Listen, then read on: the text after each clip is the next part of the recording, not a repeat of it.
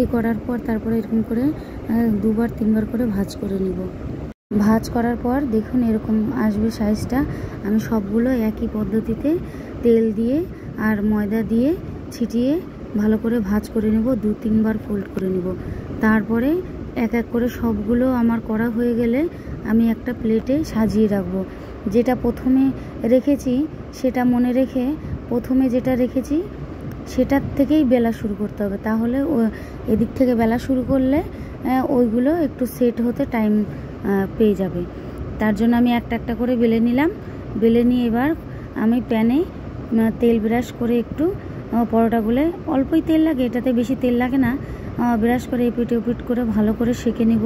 এটা একটু পোড়া পোড়া টাইপের হবে, তাহলে বেশ দোকানের মতন লাগে। হয়ে গেল। আমি এবারে ভালো করে হাত দিয়ে থাপড়ে নেব।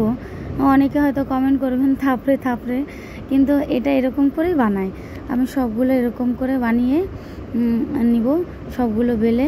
আমাদের বাড়িতে জানেন তো এটা খুব পছন্দ করে। আমার সপ্তাহে এটা করতেই হবে, যেদিন নিরামিষ সেদিনই অন্য কিছু চলবে না, এটাই খাবে রাত্রের মেনু। তো এরকম করে বানিয়ে দেখবেন, সত্যি আশা করি খুব ভালো লাগবে। আর অনেকগুলো ফোল্ড হয়, থাপড়ে যখন রাখবো দেখাবো আপনাদের, অনেক ছিলে না পুরো নরম, আর অনেকগুলো ফোল্ড হয় ভিতরে, তাহলে নরম নরম হয়ে এরকম করে ছোলার ডাল দিয়ে পরোটা খেতে ভীষণ ভালো লাগে।